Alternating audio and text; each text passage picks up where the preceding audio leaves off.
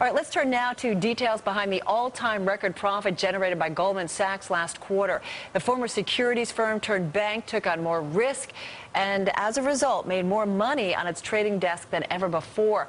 Off to Zucchini we go on why so much profit during one of the worst economic downturns in history. It is kind of baffling. You try to get your head around this. Yeah, especially given that they took the bailout money and managed to pay it back. Well, right now, when it comes to trading, Goldman, by attrition, if you want to call it anything else, is one of the few games clearly the biggest left in town.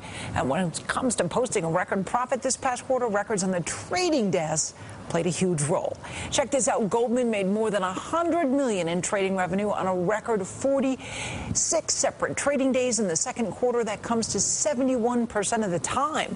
And that's not just a record breaker. It's staggering when compared to the previous quarter's record of 34 nine-digit or $100 million days. Now, according to their latest filing with the SEC, Goldman made at least $50 million on 58 of the 65 trading days in the quarter. That is 89% of the time. The bank also had fewer days of trading losses in the previous quarter, only 2. Goldman's ability to post an all-time record profit last quarter results from both trading revenue and equity underwriting reaching an all-time high. By all accounts, Carol, the bank was taking on a lot more risk this quarter. Right. And, you know, Stu, it really is hard to believe that this comes during a recession when so many other banks have suffered and really collapsed here. Well, counterintuitive as it may be, it could be the key, according to William Cohan. He's the former J.P. Morgan Chase and Lazard banker, author of The House of Cards, about the collapse of Bear Stearns. In fact, he had an editorial in the Financial Times today. He's saying the fact that so many of Goldman's competitors are out of business or, quote, severely wounded puts them in a very strong position. Goldman has figured out, he says, a way to take risk with less competition bidding against them and take that risk, Carol, he says, while making money at the same time. All right, Sue, thank you so much. Well, for more on Goldman Sachs, let's bring in an insider. She is former Goldman Managing Director Nomi Prins. Prins is the author of an upcoming book. It takes a pillage behind the bailouts, bonuses, and backroom deals from Washington to Wall Street. Nomi, good to have you with us. Good afternoon. Good afternoon. Thanks, Carol. You know, you just heard Sue kind of breaking down, you know, Goldman had a record quarter. You know, they had, what was it, $100 million that they're making daily. They did that 71% of the time during the second quarter. I mean, is Goldman so different from everybody else? Well, Goldman certainly is great at trading. I mean, beyond what it's made every single day, 78% of its record profit revenues did come from its trading operations. So a substantial portion of what it does is related to trading. But not only that, Goldman did have the benefit of a whole lot of additional capital over the last 2 quarters that it received from the fall of last year, the beginning quarter of this year, to help basically plenish a lot of those trading positions. You can't trade without capital, so you got to be good to trade well, but you also have to have the capital to put into the game. And they have received a lot, we should note, of federal capital, not just the $10 billion of TARP money, which they did repay, but another $53 billion worth of federal subsidization. So you're saying money from you, me, everybody else? Well, that's absolutely true. They got almost $13 billion through what the federal government gave to AIG, which went to Goldman, even though Goldman said before it received that money that it was hedged against those positions. Nomi, hang on for a sec. We'll take a break, come back and talk some more. We're talking with Nomi Prins. The subject is Goldman Sachs. Back in a moment. We're back with Nomi Prins, former managing director of Goldman Sachs and author of It Takes a Pillage Behind the Bailouts, Bonuses, and Backroom Deals from Washington to Wall Street. Pillage, it's in the title of your new book. I mean, when it comes to Goldman and the record profits that they're making, Nomi, is it shameful that they're making so much money, or kudos to them for doing better than everybody else?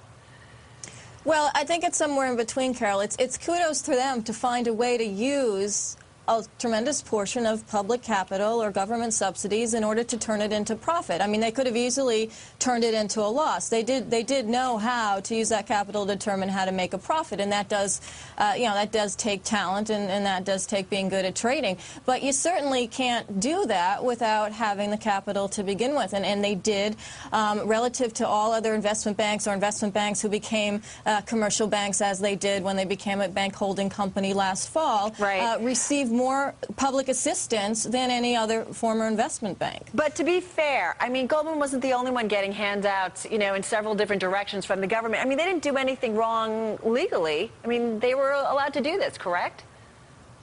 Well, they applied under the programs that they had accessible to them. They did do a couple of things, like they became a bank holding company, but they still report their risk figures and therefore their capital requirements relative to their old investment banking status. So they've really tried to play both sides. It's intelligent. It's a very good way to do business, but they are taking advantage of a situation that they have. Do you think they also take advantage of having such close ties with the government? You know, Nomi, there's been so much, critically so, written about Goldman's close ties with government officials, a lot of former Goldman Sachs people going into government. So do you think they took advantage of that situation when other firms really didn't have that advantage?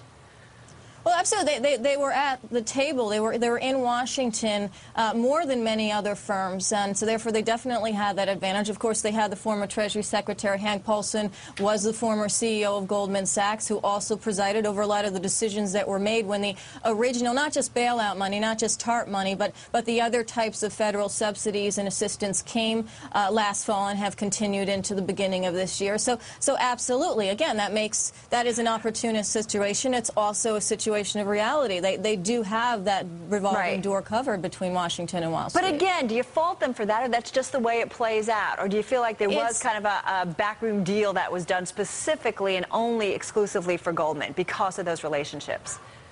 It wasn't exclusively for Goldman. They did receive and figure out a way to extract more federal subsidies. Morgan Stanley did get some last year as well when Goldman and Morgan became bank holding companies. So no, it wasn't just Goldman, and yes, they did it really, really well. They are a smart firm. Lloyd Blankfein is a smart CEO, and they figured out a way to change their name, keep their investment banking status, receive the most amount of capital they could, and turn a profit of it. That does require being good at what they do, and it also requires having tight relationships and being able to bend the ear, not perhaps to get more money than anyone else, which they have relative to other investment banks, but also to put the idea in that money is required by the industry. Nomi, you mentioned CEO Lloyd Blankfein. There's a story this week about him kind of warning employees to avoid making big-ticket, high-profile purchases. Is really trying to kind of keep a low profile, especially with the White House really kind of ramping up their campaign against high executive compensation. Do you buy it that you think Blankfein's really doing it? You've been inside Goldman. You know the culture.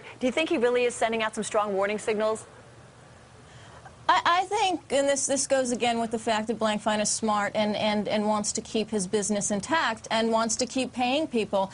And the less he can get of public scrutiny and, more importantly, congressional scrutiny that could come in the way of how the firm does business or how the firm pays bonuses, the better. So, you know, he's smart. He knows that the winds out there are being very skeptical of Goldman throughout the press and in Congress. There have been letters to the Fed last week from the Senate and the House asking some very pointed questions about what Goldman's done. And I think what Blankfein doesn't want to do is have too much scrutiny come down and affect how the firm can operate. But should that scrutiny come down? I bring that up because you recently wrote on MotherJones.com that one of the most important things that you learned over your years of working at Wall Street, including your time at Goldman, is that numbers lie. I mean, what are you saying? Are you saying that firms like Goldman are kind of lying when it comes to financials and all the numbers that they have to report here? You know, I think, and someone actually, many people wrote to me and said it's not numbers that lie, it's people that lie. So I guess somewhere the truth could be in between. But is that what you're saying? I don't know. Is that what you're saying? We've only got about 30 seconds here. I'm saying that there's a lot of figuring that goes into numbers that come out of Wall Street that don't have an exact science attached to them. Things are run by models, capital requirements are set by models, and there are ways to make things look better than they are in the short term. All right, we've got to run. Nomi, thanks so much. Enjoyed talking with you. Thank you so much. Nomi Prins, everybody. She's a former Goldman Sachs managing director and author of It Takes a Pillage, Behind the Bailouts, Bonuses, and Backroom Deals from Washington to Wall Street.